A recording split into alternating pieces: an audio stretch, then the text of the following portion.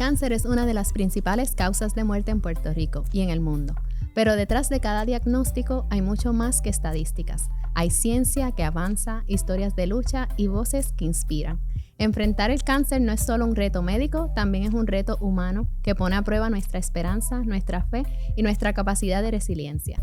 Hoy queremos explorar el cáncer desde dos miradas complementarias: la ciencia que investiga y abre caminos para mejores tratamientos y la experiencia de vida de quienes lo enfrentan día a día con valentía. Bienvenidos a Conciencia, un podcast traído a ustedes por el Instituto de Salud Pública de Puerto Rico. Porque la salud pública está en constante evolución y nosotros también. Esta temporada está dedicada a los profesionales de la salud y médicos primarios, quienes día a día son la primera línea de apoyo para nuestra población. Hoy nos acompaña la doctora Marcia Cruz Correa, gastroenteróloga, oncóloga e investigadora reconocida en el campo del cáncer, director médico de Pan Oncology Trials y profesora de la UPR.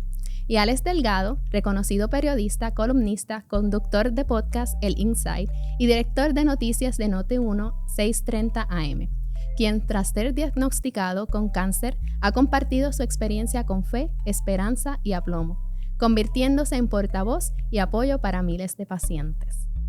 Es para mí un honor tenerlos aquí. Gracias a ambos. Muchas gracias, doctora. Y vamos a empezar directamente, ¿verdad, doctora, con usted? Sí. ¿Cuál es la situación de cáncer en Puerto Rico? Sabemos que es bien prevalente, pero me gustaría que nos hable un poquito más. Claro que sí. Tengo que, ¿verdad?, decirte que me encanta el nombre del podcast. O sea, cuando dijiste conciencia, doctora, yo dije, wow. Fíjate que conciencia habla de la parte científica, pero también habla, ¿verdad?, de nosotros como seres humanos y este pensamiento, esta introspección que tenemos que tener todos los días. Y no hay un puertorriqueño que no haya sido tocado, ya sea directo o indirectamente, por el cáncer. Y una de las falacias más grandes que existen es que a veces las personas piensan que el cáncer es un cáncer. Pero el cáncer es la palabra que utilizamos para cuando una célula se daña a nivel del genoma y esa célula se vuelve inmortal. Pero hay más de 200 diferentes tipos de cánceres. Así que las drogas que usamos para unos cánceres no sirven necesariamente para otros. Hay drogas nuevas que sí nos permiten tratar a múltiples tipos de cáncer. Así que cuando miramos Puerto Rico, ¿cuán común es el cáncer? Las estadísticas dicen, ¿verdad?, de la Escuela de Salud Pública y del Centro Comprensivo de Cáncer de la Universidad de Puerto Rico, que 4 de cada 10 puertorriqueños, si llegan a vivir hasta los 70 años, va a ser diagnosticado con cáncer. Y estos son datos que vienen realmente de hace varios años atrás. Comentábamos antes de empezar que estamos viendo una epidemia. Literalmente más y más personas diagnosticadas con cáncer, sobre todo jóvenes, ¿verdad? Así que es común, 4 de cada 10, hay múltiples tipos de cánceres y varía de acuerdo al género, ¿verdad? Hay cánceres que le da tanto al hombre como a la mujer, pero hay algunos cánceres que dan más, ¿verdad?, solamente al hombre o solamente a la mujer. Y puedo abundar un poquito más porque se entiende que estos últimos años ha habido un aumento. Sí, realmente, ¿verdad? Yo creo que Alex y yo estamos medio biased. Una vez se siente, yo a veces siento que estoy biased, pero no es real. O sea, el número de pacientes jóvenes, ¿verdad? En los últimos 10 años, y vamos a empezar con cáncer de colon y recto, porque es el cáncer, ¿verdad? La causa de muerte por cáncer más común en Puerto Rico, lamentablemente. O sea, todos los años, entre 700 a 800 personas fallecen por cáncer de colon y recto y afecta tanto al hombre como a la mujer. Yo siempre digo, los dos tenemos intestino, así que es para los dos. Y cuando piensas en cáncer de colon, por ejemplo, hasta hace 20 años atrás, el cáncer de colon era una enfermedad de personas mayores. Estamos hablando de personas que tenían, la edad promedio era 68, 69 años, 70. Hoy en día la edad promedio ha bajado casi una década. Así que tenemos personas, ¿verdad? Y hay muchos más jóvenes, pero los early 60s se están convirtiendo en ese pico que estamos viendo de personas con cáncer de colon. Pero la epidemia, y ¿verdad?, no para alarmar, sino para darnos cuenta de lo importante que es el ambiente. Eso podemos tener un segmento completo hablando del ambiente donde estamos. Pero el cáncer de colon en los últimos 15 años cambió de ser una enfermedad que le daba a una población cerca de los 70 años a una enfermedad que el 10 al 15% de todos los pacientes tienen menos de 50 años. Así que si yo tengo 2,000 personas diagnosticadas con cáncer de colon, ¿verdad?, en Puerto Rico en un año, pues imagínate, estás hablando de 200 personas, 250 personas que van a ser jóvenes. Una persona de 40 años está trabajando. Una persona de 39 años, 35, está trabajando. Y entonces esas estadísticas las utilizamos para trabajar con el Departamento de Salud en el 2015, y en ese momento estaba la doctora Anita Rius, que también es profesora de la universidad, y era la secretaria de Salud. Y llevamos los datos y le dijimos, mira, el 15% de las personas tiene cáncer de colon antes de los 50 años. Ese grupo, como no hacemos prevención ni cernimiento, porque no les tocaba, antes empezábamos a los 50, pues cuando presentan con cáncer de colon es un cáncer avanzado, es un estadio 3, ya se movió a los nódulos, ¿verdad? Hay 4 estadios, el 3 es cuando ya pasa el músculo completo y está en los nódulos, y el 4 es cuando se va del intestino. Pues teníamos un % alto de pacientes que tenían diagnóstico antes de los 50, pero tenían cáncer avanzado, o sea que eran estadio 3 o 4. Y fuimos donde ella, y estas son las cosas, ¿verdad?, que uno tiene en la mente, que uno puede lograr como salubristas, podemos lograr como, ¿verdad?, grupos de personas de la comunidad, porque hubo un grupo bien grande comunitario que nos ayudó. Entonces, Puerto Rico fue la primera jurisprudencia en toda la nación americana en comenzar a hacer cernimiento para cáncer colorectal a los 40 años. Tomó varios años más, ¿verdad? En el 2018, nosotros lo hicimos en el 2015, en el 2018, en Estados Unidos, múltiples grupos, ¿verdad? Incluyendo Medicare, incluyendo la Sociedad Americana contra el Cáncer, o el ACS, como le llamamos rutinariamente, y otros grupos. Lo bajaron a los 45 años. Todavía en Puerto Rico somos ¿verdad?, el grupo, la jurisprudencia que comienza a hacer prevención a los 40 años. La adherencia con esto pues no está donde quisiéramos que estuviera, y eso, ¿verdad?, es otro tema que necesitamos mucha colaboración de diferentes gremios. Los más importantes son los que la gente escucha. O sea, a veces yo digo, uno escribe en las revistas científicas, pero las revistas científicas le estás hablando a tus colegas. Correcto. Hay que llegar a la comunidad. Excelente. Que es lo que tenemos que hacer, y por eso está Conciencia, ¿verdad?, y los otros podcasts. Y así que ese cambio, ¿verdad?, y todo esto lo digo porque fíjense que hubo un cambio en un periodo corto. Estamos hablando de 15 años.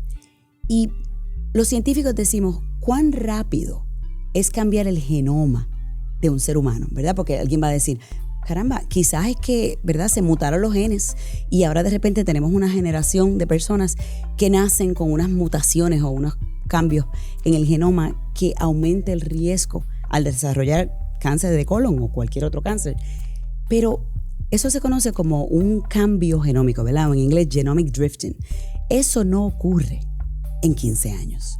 Eso toma 100 años. Eso toma mucho para tiempo. Tú decir que un cambio en el genoma va a pasar de una generación a la otra, y vuelve a una población, ¿verdad?, más susceptible a tener un cáncer. Así que cuando tú ves periodos bien cortos, tú tienes que pensar en cambios ambientales. En el ambiente. Y tú eres salubrista.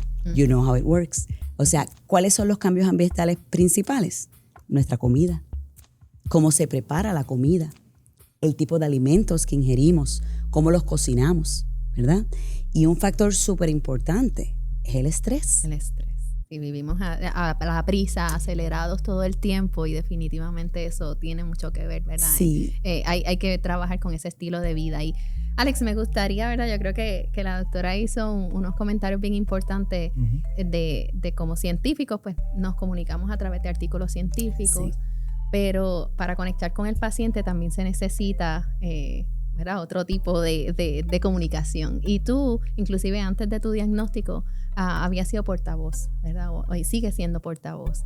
¿Qué te ha motivado a comunicar lo que estás pasando? Mira, los últimos 13 años, como muy bien dice la doctora, en algún momento todos hemos tenido alguna experiencia con el cáncer, ya sea por un diagnóstico a un familiar, un diagnóstico a un amigo o a una persona que uno conoce. En el 2013 mi mamá fue diagnosticada con cáncer del colon, así que fue mi primera experiencia directa de un familiar bien cercano a mí que le diagnostican con cáncer. En el 2014 a mí me invitan a integrarme a la Fundación CAP, que es de niños con cáncer, y yo pues con los niños, imagínate. ¿Hiciste lo del...? Sí, ahí fue eso. De hecho, le voy a hacer el cuento. En el 2013 a mí me invitaron a raparme la cabeza Y yo le dije, no, el año que viene, pensando que se le iba a olvidar en un año. Y yo me zafé de eso. Pero el año siguiente me dijeron, mira, ¿te acuerdas que tú nos dijiste que el año que viene? Y yo, sí. Y entonces, pues nada, me afeité. Y de hecho, de ahí en adelante seguía afeitándome la cabeza, me sentía más cómodo. Y entonces, pues, seguí involucrándome cada vez más con la Fundación CAP todos los años en el evento grande que tienen de Uniendo Cabezas. Visitaba el hospital para, pues, ¿verdad? Ver a los niños, a sus familiares, darle algún tipo de apoyo. Y en el 2021, mi mamá vuelve a ser diagnosticada con cáncer. Agraciadamente, en las 2 veces, pues, sobrevivió con éxito los tratamientos. En el 2022 mi esposa es diagnosticada con cáncer. En el 2023 Ferdinand Pérez, que es como mi hermano mayor, es diagnosticado con cáncer. Así que en los últimos 13 años yo he tenido experiencias directas con el tema del cáncer. Y yo creo que eso un poco me ha llevado a mí a identificarme con la causa, ¿no? He planteado anteriormente que había ocasiones donde yo pensaba, bueno, mami 2 veces, mi esposa, Ferdinand, pues quién sabe, yo debo estar en turno por ahí, así que yo pensaba en eso, yo decía, en algún momento esto es como el COVID, en algún momento nos va a dar a todos, de alguna manera, de mayor intensidad, de menor intensidad, y entonces pues hace unos meses fui diagnosticado. En mi caso, yo llego al hospital por un dolor de pecho luego de haber corrido el medio maratón de San Blas. Llego al hospital cardiovascular 2 días más tarde con un dolor de pecho bien fuerte. Y entonces me hacen un CT del área del pecho y ahí la imagen agarró un pedazo del hígado y ahí los médicos, los cardiólogos vieron las lesiones. De ahí me transfieren del cardiovascular al comprensivo del cáncer y por ahí para abajo hemos estado batallando. No ha sido un proceso fácil. Es un proceso bien retante, es bien fuerte el tratamiento que yo cogí. La doctora sabe porque hemos estado en comunicación desde que me diagnosticaron. Y mi tratamiento era, por ejemplo, los ciclos eran el día 1 cogía la Doxo, que es la más fuerte, una quimioterapia. Y otro medicamento, descansaba 2 semanas y luego venían 5 días, 24 horas conectado a quimioterapia y entonces ahí descansaba 1 semana y arrancaba el ciclo 2 y así sucesivamente. Para, ¿verdad? La gloria de Dios, amén. En esos primeros 5 meses el tratamiento tuvo mucho éxito en reducir la masa que, ¿verdad? Se entiende o entiendo yo que era la primaria, el tumor primario. Correcto. Que estaba en el abdomen y había reducido cerca de un 40%. Y ahí es que entonces el doctor dice, pues vamos a aprovechar, vamos a operar, vamos a sacarlo. En el caso del hígado, pues no hubo avance, pero nada, esto es un día a día, paso a paso. Y entonces pues ya atendimos esa parte de sacar el tumor primario. Ahora pues seguir trabajando con el hígado. Fíjate, si puedo añadirle algo, doctora, cuando estás hablando, Alex, de que uno pensaba, como tú decías, me tocará a mí también. Hay un detalle bien importante. Nuestras células, ¿verdad? Todas nuestras células constantemente están dividiéndose, ¿verdad? Unas se dividen más, otras menos. Unas tienen un periodo de vida y después desaparecen. Pero en ese proceso de división ocurren errores. Hay unas estadísticas que dicen que dependiendo del número de divisiones celulares, cada cierto número de división celular va a haber un error. Y normalmente nuestro mismo cuerpo tiene las proteínas que vienen, ven el error, lo corrigen y sigues caminando. En un momento, en cualquier momento, si hacemos una prueba de sangre nosotros y buscamos células malignas, todos vamos a tener células malignas. Lo que pasa es que el % de esas células malignas es tan baja que no se detecta. Yeah. Así que esa aseveración tuya, todos tenemos células malignas. ¿Qué sucede? Nuestro sistema está tan bien hecho que aún las células que se dañan, vienen otras células que son los linfocitos, ¿verdad? Si no se puede reparar con las proteínas, pues el linfocito la destruye. Pero el cáncer es tan terrible que llega un momento dado en donde falla. Y si falla la proteína que tiene que corregir el error del DNA, o fallan los linfocitos, ¿verdad? Que son nuestros guerreros, en identificar esta célula y enviarla a morir, en ese momento es que entonces empieza a crecer un grupo de células que tienen esta preferencia para ser inmortales. O sea que todos tenemos células de cáncer, pero ¿qué controla esto? Lo controla nuestro mismo sistema. Y por eso ahorita mencionábamos el estrés, pero es el estrés que no es el bueno. Yo tenía un profesor que me decía, hace falta tener estrés para levantarte de la cama. Exacto. Porque si no nos quedamos no durmiendo. Nada. Es más, tráeme el café en la cama y me lo tomo aquí, ¿verdad? Right? O sea, si uno no tiene estrés, no tendríamos metas. ¿Verdad? Este estrés es bueno. Pero hay un estrés que no es bueno. Eso. Ahí es que está el problema. Es la sobrecarga, es la falta de balance, es el no dormir. El mecanismo de dormir es para repararnos. Y eso no te da trabajo a los que somos medio workaholic. Que hay que dormir 7 horas. ¿Cómo? ¿Sabes que yo puedo hacer 7 horas? No, relajando. Todavía me pasa. ¿Verdad que sí? Me pasa. Así que ese es el estrés que estamos hablando. Es el estrés. Y que cuando ocurre, pues entonces suben estos marcadores que no son buenos. ¿Verdad? Las radicales libres, que empiezan a dañar el ADN, ¿verdad? Y hay un montón de citoquinas que hacen eso. Así que el hacer ejercicio es una manera de reducir esos biomarcadores malos. La vida balanceada es una manera. Pero lo llamamos a todo estrés y yo creo que quería hacer esa clarificación, ¿verdad? Que no es la distinción, correcto. El estrés malo. Me gustó mucho escuchar eso de que Puerto Rico ha sido pionero en esa detección temprana. ¿Cómo ve el rol de los médicos primarios, verdad? ¿Cuán importante es que ellos estén al día con estas tecnologías, con las prácticas de detección temprana y qué recomendaciones le puede dar? Sí, el médico primario realmente es el eje de la prevención. Y gracias a Dios, ¿verdad? Y a la ciencia, para algunos de los cánceres que tenemos, ya tenemos metodologías que son efectivas, que son cubiertas por los seguros de salud, que tienen alta sensitividad, ¿verdad? Alta especificidad, ¿verdad? Que es la capacidad de una prueba de detectar a alguien que tiene cáncer o la capacidad de una prueba de detectar al que no tiene cáncer. Los cánceres principales para los cuales tenemos pruebas son el cáncer colorectal, como mencionábamos ahorita. Hay una prueba que se hace en las heces fecales comenzando a los 40 años o la colonoscopía, ¿verdad? Y eso tenemos, el médico primario es el que ordena hacer la prueba de detección para sangre oculta. Si él o ella no lo piensa, jamás va a ocurrir. Los pacientes en Puerto Rico, y yo creo que todos también somos pacientes de alguna cosa y tenemos nuestro médico primario, escuchan a su médico primario. Para la mujer, el ginecólogo o la ginecóloga es ese médico primario. Para el hombre, a veces es el urólogo el que se vuelve el médico primario. También tenemos generalistas, ¿verdad?, que tienen ese rol. Así que el médico primario es la primera puerta que tenemos para brindar educación, escribir las órdenes necesarias, ¿verdad? Porque los pacientes no pueden ir solos a hacerse las pruebas. Tiene que haber alguien que les explica por qué y cuál es la indicación. Así que para cáncer de colon lo tenemos claro. Para cáncer de mama, ¿verdad? O cáncer de seno, que es la primera causa por muerte también, lamentablemente, en la mujer en Puerto Rico. Cuando sumamos hombres y mujeres, la primera causa de muerte por cáncer en Puerto Rico es el cáncer colorectal. Pero cuando ves a la mujer sola, es el cáncer de mama. Cuando ves al hombre solo, es el cáncer de próstata. Para estos 3 que acabo de decir, tenemos pruebas de detección temprana. Y hay otro cáncer importante que me quiero mencionar, que es el cáncer de pulmón. El cáncer de pulmón ocurre tanto en el hombre como en la mujer.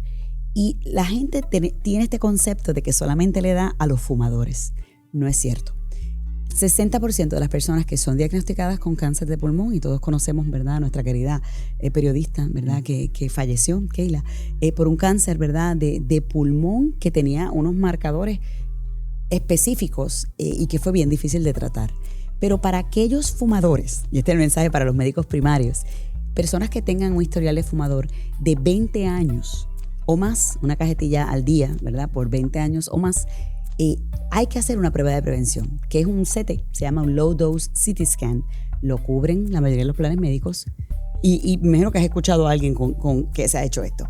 Pero yo quería preguntar, doctora, porque obviamente a raíz de la experiencia que uno vive, uno piensa en sus hijos. Oh, sí. Y yo le pido a Dios todos los días que proteja a mis hijos de un diagnóstico de cáncer. Amén. Y uno a veces piensa, y no existe algo donde se puedan hacer pruebas cada cierto tiempo, que no haya que esperar 5 o 10 años para detectar cáncer y que no tenga que ser un PET scan, un MRI, un sí, como si fuera una prueba de azúcar. Eso existe, exacto. Eso existe. Algo sencillo que pues existe algo de eso. De verdad que has hecho una pregunta extraordinaria. Esto lo puedo dividir en 2 partes. Por un lado, si hay un historial familiar, ¿verdad? Vamos a poner en tu caso, ya los hijos, y yo tengo pacientes y familiares también, hay unas pruebas genéticas que se pueden hacer para determinar si una persona heredó una predisposición hereditaria. Y eso en el 10% de todos los pacientes que tienen cáncer, uno puede hacerle una prueba genética para determinar si ese cáncer que tiene la persona, por ejemplo, un cáncer de ovario, de páncreas, ¿verdad? Sarcomas, todos esos tipos de cánceres, podemos hacer una prueba hereditaria, ¿verdad? Y decimos, mira, este cáncer dio porque tenemos una predisposición hereditaria. Una vez ya sabemos el gen que afecta a la familia, entonces podemos hacer las pruebas a los hijos, a los hermanos, lo que llamamos los familiares de primer grado. O sea que ese es número 1. Pero el número 2, eso ya se supone que todo el mundo lo sepa y lo está haciendo. Pero el número 2 es lo que está en desarrollo. Los científicos han desarrollado unas pruebas de sangre que son como si midiéramos el azúcar. Por eso es que decía, o el colesterol. Literalmente uno puede hacer una muestra de sangre, se centrifuga y se evalúa y se llama Next Generation Sequencing Testing. Buscan marcadores tumorales en la sangre. Yo les dije ahorita que todos tenemos células que son malignas, ¿verdad? Pero son tan poquitas que estas pruebas no las detectan positivo porque el porciento es bien bajo. Pero cuando llega a cierto nivel donde ya son detectables, estas pruebas nuevas y están disponibles, todavía no están aprobadas, ¿verdad? Por la FDA, están en lo que llaman ensayos clínicos, ¿verdad? Clinical trials. Nosotros participamos en varios de estas pruebas que se están desarrollando. Van a estar en el futuro. Yo pienso que en los próximos 5 años nosotros vamos a tener la tecnología que literalmente el médico primario va a ser el que va a ordenar. Hay una que se llama CancerSeek, así mismo, buscar cáncer. CancerSeek se desarrolló originalmente en la Universidad de Hopkins, que está en Maryland, y hay otra que se llama Grail, como decir Holy Grail, ¿verdad? Grail. Y hay un montón, hay como 20 que están en desarrollo. Todavía no están aprobadas, Alex, pero yo tengo la fe, y lo estoy viendo científicamente, que en los próximos 5 años va a ser literalmente el médico primario va a escribir prueba de tumoral en la sangre. Y no es buscar una proteína, es buscar un cambio en el genoma. Y eso se puede hacer con mayor frecuencia. Claro, no esperar claro. Porque es una prueba de sangre, lo que estoy entendiendo que realmente... Obviamente todavía están en estudios para determinar, por ejemplo, si tú haces una prueba y sale positiva para cáncer de mama, ¿qué vas a hacer con la persona? Y si le haces la mamografía y la mamografía no tiene nada. Y si es que el cuerpo humano, aunque tenga esas células, las destruye. Pero yo estoy como tú. Yo prefiero saber. Claro. Y si me tengo que hacer un CT, me hago el CT. Exacto. Sí, va a venir. Alex, bueno. Lo vamos a ver. Bueno. Lo vamos a ver. Definitivamente. Gracias por esa pregunta, Alex, ¿verdad? Sí. Porque yo creo que todos pensamos en eso. Yo también he tenido la experiencia, como tú dices, ya en Puerto Rico todos lo tenemos. En mi casa, mi mamá. Y me hago la misma pregunta, ¿sabes? Me tengo que preocupar más ahora. ¿Qué pruebas me puedo hacer? Pero yo creo que como pacientes también tenemos un rol bien importante, que es preguntarle eso a nuestros médicos. Porque inclusive en mi primario, en una ocasión le dije, mira, no hay algo, esa misma pregunta que tú hiciste, no hay algo que, yo sé que yo soy joven, todavía no he llegado a las edades que me tienes que hacer las pruebas, pero no hay algo que me puedas hacer para ir viendo, descartando, y él me hizo las pruebas, me las mandó a hacer. Y que no sea algo que cueste miles de dólares. Correcto, correcto. Y que no sea invasivo, ¿verdad? Porque tú no quisieras tener que estar haciendo, ¿verdad? Estudios de imágenes bien difíciles, o sea. Sí. Pero sí puede desarrollarse, que ya está, ya la tecnología existe. O sea, no es que ya existe. Pronto la vamos a tener. Existe una, por ejemplo, para los fumadores, ¿verdad? Las personas que tienen historial de fumar, ya existe una prueba de sangre que está comercialmente disponible. La compañía la pueden buscar online. Obviamente el plan médico todavía pues, no está dentro de las coberturas, pero pronto eso va a pasar. Y lo que mide es cómo el DNA se fragmenta. La célula de nosotros cuando muere, ¿verdad? Yo le expliqué que eso es un proceso normal. Se supone que se divida en cierta manera. Si no hay tumor, se divide es como si está bien organizada. La muerte es bien organizada. Pero cuando hay cáncer, la muerte no es organizada. Y de repente tienes lo que llaman unos fragmentos que son diferentes en los que tienen cáncer de pulmón que en los que no tienen cáncer de pulmón. Y esa prueba está disponible. Y literalmente, o sea, hoy, 2025, Está disponible desde el año pasado, actually, 2024. Toma un tiempo, ¿verdad? Lo que se lo decimos a los médicos primarios, hacemos todo eso, pero sí hay mucha tecnología en desarrollo que va a cambiar la cara del cáncer. Qué maravilloso, ¿verdad? Que hay esperanza, ¿verdad? Hay esperanza, hay realmente empezamos hablando de cómo han habido los cambios, de cómo se ve un aumento en la incidencia, pero también estamos hablando de que hay muchos avances en la ciencia, ¿verdad? Absolutamente. Y eso si yo con mi cáncer, que es tan agresivo y en etapa avanzada, tengo esperanza. Así tenemos mucha esperanza. Eso uno tiene que crear un balance entre lo médico y lo espiritual, lo emocional, para poder batallar con esto. Definitivo. Así que hace unos días, brevemente, estaba en una misa con el Monseñor Efraín Rodríguez y él le estaba explicando la diferencia entre tener fe y retar a Dios. Y yo como que de momento me perdí y él dice, voy a utilizar un ejemplo que es real. Esta persona, ¿verdad?, que vivía cerca de un familiar, tenía un cáncer bastante agresivo, era bien religiosa. Ajá. Y se negó a recibir tratamiento médico porque ella dejó todo en manos de Dios. Y su fe era muy fuerte y Dios la iba a sanar.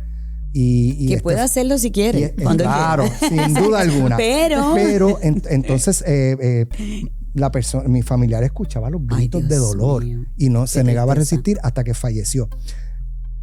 Tener fe es una cosa y retar a Dios es otra. O sea, tú tienes el tratamiento y Dios te puede sanar, pero es a través de los tratamientos, de los médicos, de las herramientas, que Dios mismo nos está dando, ahí. De personas como Marcia, ¿verdad? De personas que muchos médicos y todas estas investigaciones, ¿verdad? Esas son las formas en las que Dios nos ayuda. Alex, gracias por traer ese punto, porque yo creo que los extremos nunca son buenos, correcto. Y lo vemos en todas las áreas, hasta la política, ¿verdad? Lamentablemente estos extremos en donde nos vamos a ir anticiencia, o nos vamos a ir solamente con la ciencia, nos olvidamos de la empatía, nos olvidamos del aspecto social, emocional y de la nutrición. O sea, los dos extremos no nos ayudan. Así es. Ese balance de ambas cosas lo que realmente trae la vida.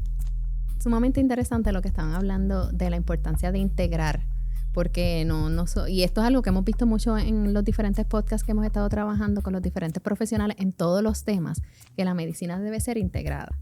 Y hablábamos de tener los médicos, toda la ciencia, pero también esa parte espiritual, emocional. Y en el cáncer he escuchado mucho lo que estabas diciendo, ¿verdad? De esta parte emocional, lo importante que es para que nuestros tratamientos funcionen. Y doctora, usted nos comentaba fuera de cámaras que hay evidencia de que esa fe, de que realmente nos ayuda. Sí. Y realmente yo lo veo, y mencionamos previamente, que es como un complemento, ¿verdad? Van juntos, la ciencia y la fe. Y una de las cosas que yo estoy segura que si le preguntas a cualquier cirujano o cirujana, cualquier oncólogo, lo primero que yo hago con mi paciente, cuando yo estoy explicándole la situación, yo hago un assessment de dónde están ellos emocionalmente, cuál es el apoyo que tienen familiar o no, si viven solos o no viven solos, si van a la iglesia o no van a la iglesia, alguna iglesia, la fe que tengan, si hacen ejercicio o no hacen ejercicio. Pero de todas estas cosas que yo estoy diciendo, la parte emocional y espiritual es la más importante. Yo puedo tener una persona que está negativo o negativa y dice, doctor, yo me voy a morir. Dice, no, que conmigo no te vas a morir. O sea, eso es lo primero. Yo no llevo a alguien a hacer algo, una endoscopía, por ejemplo, o una cirugía, los cirujanos, si un paciente dice que se va a morir. Porque literalmente las confesiones, ¿verdad? Estas cosas que uno dice, vienen de adentro, ¿verdad? Vienen de este estado emocional y espiritual. Así que, ¿por qué es importante que tengamos una espiritualidad, ¿verdad? Una fe.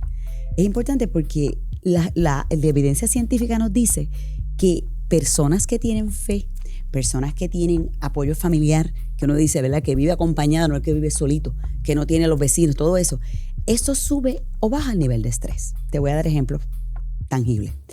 Hay estudios que demuestran que los pacientes que viven solos, lo que llaman isolation, que los hijos están en Estados Unidos, que están, ¿verdad?, solitos, mayores, el nivel de ciertos biomarcadores como el cortisol, ciertos marcadores como lo es el DNA, los factores de oxidación, las radicales libres, todo eso están elevados. Yo digo como los biomarcadores de inflamación están arriba. Entonces, cuando uno tiene fe, tiene espiritualidad, tiene paz, aún en las situaciones difíciles, porque yo estoy hablando de paz, pero pregúntenle Alex, sí, uno puede tener paz cada día, cada minuto, ¿verdad? Con es esos difícil. tratamientos tan difíciles. Claro, hay momentos en donde uno pierde todo eso, pero lo que agarra a uno es la fe. Y esta fe, ha habido estudios de intervención, por ejemplo, coges un grupo de personas y trabajas mucho la parte psicológica, la parte de fe, la espiritualidad, y tienes otros que los dejan standard of care. Después mides la respuesta a las terapias en un grupo versus el otro grupo. Mides biomarcadores en la sangre y la evidencia es contundente. O sea, el que tiene la fe, el apoyo familiar, la espiritualidad, todo eso responde mejor. Así que las medicinas me encantan, obviamente yo soy científica, me encanta saber la biología molecular, me encanta saber cómo actúan y mientras más modernas y más nuevas, yo me emociono más, ¿verdad? Es un anticuerpo nuevo que toca esta proteína y toca esta otra proteína y pega el linfocito al tumor y yo por ahí me voy en esta emoción. Pero si mi paciente no está fuerte en la parte espiritual, mira, yo trabajo eso a la misma vez. Yo creo que Alex puede decir mucho más de eso que yo. Sí. Para mí, la ciencia y la religión / espiritualidad, como usted lo quiere llamar, no riñen. Eso es así. Al contrario, una complementa la otra. En mi caso ha sido bien importante tener esa parte espiritual bien sólida, porque la parte médica, el tratamiento es fuerte y hay momentos donde tú necesitas apoyarte en Dios. En Dios. En mi caso, en Dios. Y de hecho yo a veces le pido a Dios, ayúdame a pasar esto bien rápido. Y al ratito me siento mejor. Y yo, ¿verdad? Hay quien dice, no, porque el medicamento pues, se te puede quitar, se te puede dar más fuerte, más lento. Para mí, no. Hace el día el sábado, bien valiente también. El sábado antes de operarme ha sido de los días más duros que me golpeó el tratamiento, aunque yo llevaba un rato sin tomar porque no podía ir de camino a la cirugía ¿verdad? Habiendo tomado recientemente quimioterapia, porque te bajan la defensa. Sí, y aumenta el riesgo. Y entonces ese sábado yo tenía un dolor de cabeza terrible. Y no podía tomar nada, porque ya lo que quedaba eran prácticamente menos de 48 horas para la cirugía.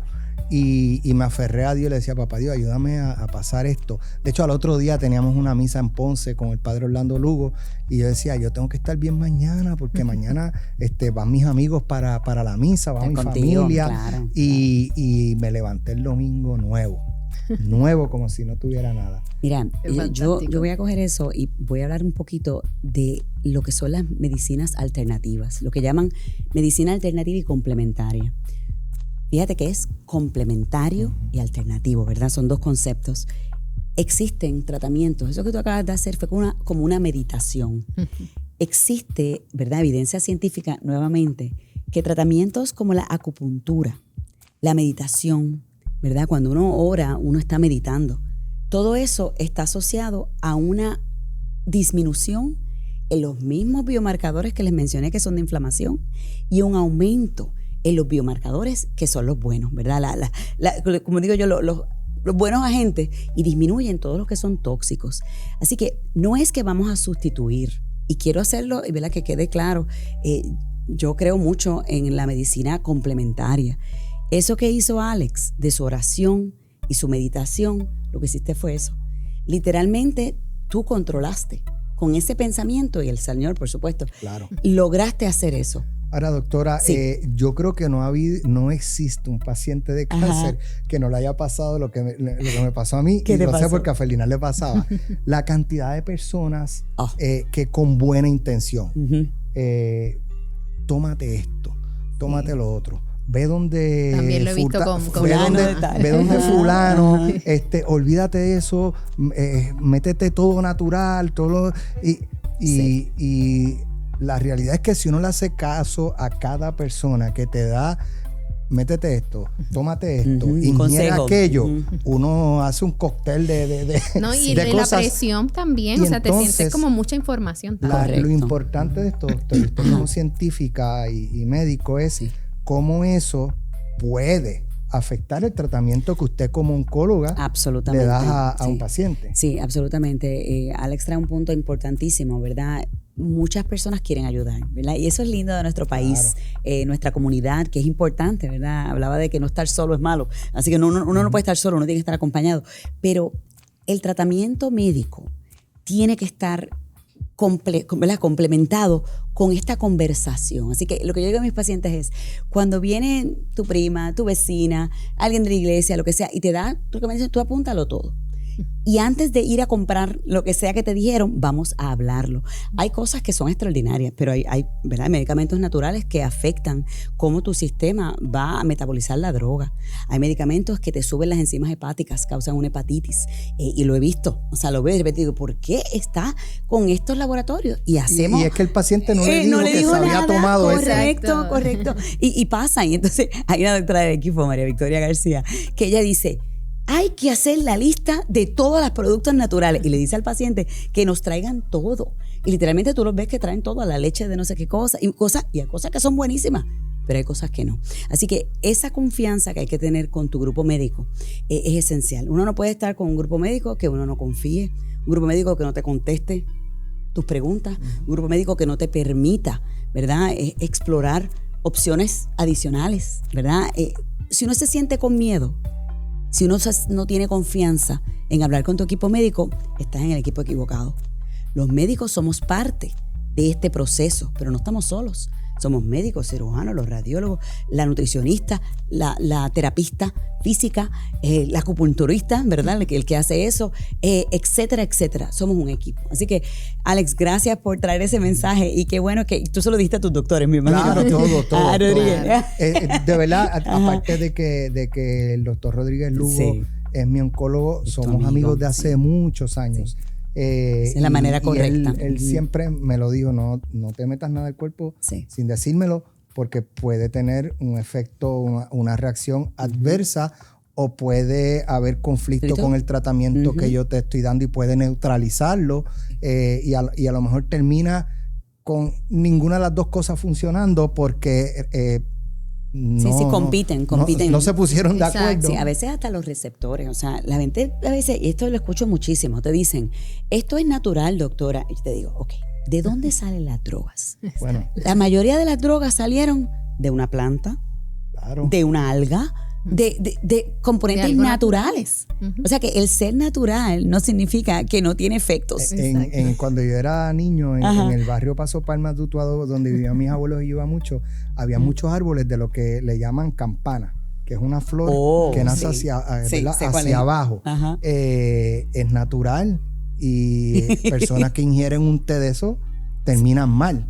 Exacto. Correcto. No todo lo natural es saludable. Sí, son muchos componentes que realmente, o sea, si tú haces un análisis, ¿verdad?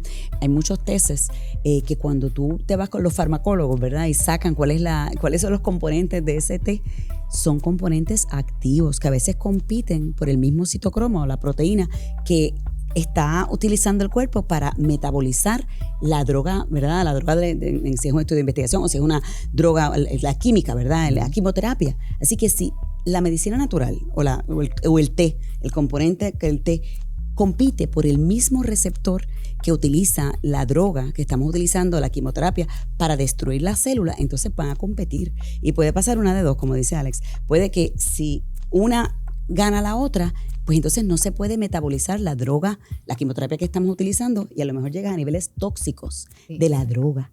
Así que podrías entonces causar daño al paciente. Así que no es medicina natural, hay que evaluarla. Hay que evaluarla. Y yo creo que algo bien importante que ustedes ambos mencionaron, y que ya que le estamos hablando a médicos primarios o a diferentes especialistas, es también el poder contestar esas preguntas. Porque como dijiste, ¿verdad? El paciente, si no te sientes cómodo preguntando, pues cambia, ¿verdad? Pero entonces hablándole también a los médicos primarios la importancia de tener esa empatía de explicar, porque uno llega con dudas y la gente te dice que esto me funcionó y tú quieres que te funcione a ti también. Entonces tomarse el tiempo de explicar y decirte, es que en este caso puede que le haya funcionado, pero a ti no, porque el tuyo es diferente. Yo creo que eso ayuda versus a decirle al paciente solamente, no hagas eso, y no le explica. El problema es que eso le llega a uno donde uno está muy vulnerable. Exacto. Correcto. Uno está muy vulnerable. Soluciones. Puede haber soluciones. Claro. Si son rápidas, mejor. Y te venden, no, porque esto, y en fulano de tal tuvo este efecto. Y ¿sabes? Uno tiene que tener cuidado y ser responsable con uno, porque es la salud de uno, y con el proceso, respeto al médico, respeto a todo el componente que está trabajando para responsablemente, porque a lo mejor la persona que te está recomendando eso no sabe cuáles son tus resultados de laboratorios que tú tienes y que no tienes. El médico sí lo y a veces tiene. entre los mismos médicos, a veces la importancia que es que dice que un médico hace una recomendación y dice, pero tienes que hablar con tu primario, tienes que hablar con el oncólogo, porque no necesariamente un médico está viendo todo el perfil, ¿verdad? Es muy cierto lo que estás hablando. Marineri, ese tema de los múltiples médicos y la comunicación entre todos nosotros, existe un concepto, ¿verdad?, para los médicos primarios que nos están escuchando, que se llaman los discusiones de caso. En inglés le decimos tumor boards, ¿verdad? BOARDS, que literalmente somos diferentes expertos y que estamos cuidando un paciente. Entonces, en lugar de poner un mensajito al paciente, una notita, que el paciente se lo lleva qué sé yo, al cirujano, y el cirujano después hace otra notita y se la manda al oncólogo, y después el oncólogo hace otra notita, se la manda al primario. En todo eso, quien está de machina es el paciente. Pues el tumor board quita ese proceso del medio. ¿Cómo funciona? El oncólogo, el cirujano, el que sea que está presentando, el gastroenterólogo, presenta al paciente y dice, en el caso tuyo fue así, dice, tenemos este paciente, ¿verdad? Esta es la condición, este es el tumor, aquí vemos las imágenes, viene el patólogo o la patóloga y muestra dónde está el tumor, cuál es el tipo de célula, y entonces en consenso llegamos todos a decir, pues mira, sí, el próximo paso debe ser esta cirugía. Después de la cirugía volvemos y nos reunimos. Y esto se hace hoy en día online. Nosotros tenemos todos los jueves tenemos un tumor board de 2 horas en donde estamos de ahí. Al principio era ¿cómo? Antes se le van las 2 horas que no se hace nada. Antes de empezar a ver pacientes, ellos están un buen rato discutiendo distintos casos. Sí, porque es que, ¿verdad? Si nos vamos cada uno por su lado, el que se afecte es el paciente. Así que ese sistema de la comunicación, ya hay manera de hacerlo. Y te voy a decir, Alex, usamos el internet, usamos todas las metodologías. O sea, ayer mismo a las 4 de la tarde yo tuve una reunión, así mismo, un multidisciplinary clinic para un paciente. Y en fue hasta aún más interesante porque él es parte de un protocolo de un tratamiento novel y se recomendaba que incluyéramos al paciente. Así que hicimos un Zoom, ¿verdad? Que puede ser Microsoft Teams, el que usted quiera usar. Y literalmente el paciente se conectó. Así que yo tenía a mi pacientito, el cirujano, la oncóloga, el gastroenterólogo, éramos como 6, y el paciente ahí. Y entonces repasamos la historia hasta donde hemos llegado y dijimos, estamos de acuerdo que ahora le vamos a cambiar la medicina, a utilizar esta otra combinación, y cada uno fue diciendo sí o no, la pregunta. Y entonces el paciente se preguntó, ¿y usted entiende? Y el paciente, que es paciente de un muchacho joven, 30 y pico de años, le dice, bueno, estoy de acuerdo, pero, así que con el tonito de él, estoy de acuerdo, pero yo espero que al final, si se puede operar, me lo operen. Y todo el mundo, sí, estamos todos de acuerdo. Pero fue tan lindo ver esa comunicación. O sea, no solamente, y lo hacemos todo el tiempo, tenemos nuestros tumor boards, pero esta conversación multidisciplinaria para el paciente. Tan bonita. Bueno, pues lamentablemente hemos llegado al final. Yo puedo estar 1 hora más. Y yo siento que sí, yo siento que debemos hacer la parte 2 del podcast, porque de verdad que ha sido bien gratificante escucharlos y cómo se han complementado la información, ¿verdad? Desde la perspectiva del paciente, de la perspectiva del médico. Mira, déjame dar un consejo final. Adelante. Como dije, uno cuando es diagnosticado está en un momento vulnerable. Cada ser humano es distinto y tiene una manera distinta de pensar. En mi caso, yo desistí de buscar información en internet. Sí. Es tanta. Sí, paraste. Y mucha es falsa. Otra es, yo confío en mi médico, confío en la doctora que hemos hablado de mi caso, confío en distintos médicos y lo que ellos me digan que hay que hacer, eso es lo que vamos a hacer. Yo no, ¿verdad? En mi opinión y desde mi perspectiva, pierdo el tiempo buscando soluciones en internet, porque pues como digo, hay mucha información que no es real. Yo sé que mi cáncer es un cáncer agresivo, sé que es fuerte, sé que está en estadio 4 y eso para mí es suficiente. Pero buscar ¿qué es lo que mucha gente empieza a buscar? ¿Cuánto tiempo de vida? Sí, no. Nadie sabe dónde va a estar mañana. Usted ni hoy. Confía en sus médicos, Así mismo. encomiéndese a Dios. Y a mí, mucha gente me pregunta, ¿y cómo tú puedes hacer? Pues es Dios. ¿Sabes? ¿Cómo yo puedo trabajar? ¿Cómo puedo estar aquí a 7 meses de este diagnóstico? Y 4 semanas de cirugía. A 4 semanas de una cirugía donde me quitaron que te vemos, parte del intestino, tuve una reparación de vejiga. Aquí estoy por la gracia de Dios. Así Amén. que esa parte La medicina excelente. Lo más importante. Los médicos son instrumentos que Dios utiliza para ayudarnos en este proceso. Así que a nombre estoy seguro de todos los pacientes y sobrevivientes de cáncer, gracias doctor, usted en representación de los médicos, gracias a organizaciones como este instituto que se dedica a educar y a llevar este mensaje para que las personas comprendan lo que son estos procesos, que un diagnóstico de cáncer no es una sentencia de muerte. Correcto. Simplemente hay que confiar en los médicos, dejarse llevar por ellos y confiar plenamente en Dios. Absolutamente. Gracias, Alex. Qué forma tan bonita de terminar. Estoy aquí hasta emocionada. Es un privilegio. A punto de que se me salgan las lágrimas. Alex, así que gracias, privilegio. doctora. ¿Algo Gracias. final que usted quiera compartir? Realmente les doy las gracias a Alex y a las personas que tú representas por confiar en un sistema de salud, ¿verdad? Estamos aquí en el Fideicomiso de Ciencia y Tecnología y en este podcast Conciencia, que me encanta el nombre, vuelvo a decirlo. Todo comienza y termina con fe. Y el proceso hay que caminarlo de la mano con un equipo de profesionales que sean expertos, que se hablen entre sí. Y hay que tener la mente abierta, o sea, hay que tener la mente abierta al desarrollo científico. O sea, si no hiciéramos eso estaríamos prehistóricos. Así que sigamos adelante, trabajemos en equipo y que la fe y la ciencia anden de la manita. Gracias nuevamente por la invitación. Gracias por habernos acompañado en este episodio. Este espacio es para ustedes, profesionales de la salud y comunidad que nos sigue. Le invitamos a darle like, compartirlo y seguirlo en nuestras redes sociales. También pueden visitar paralasaludpublica.org, donde encontrarán recursos gratuitos y descargables para apoyar su trabajo y bienestar. Nos vemos en el próximo episodio.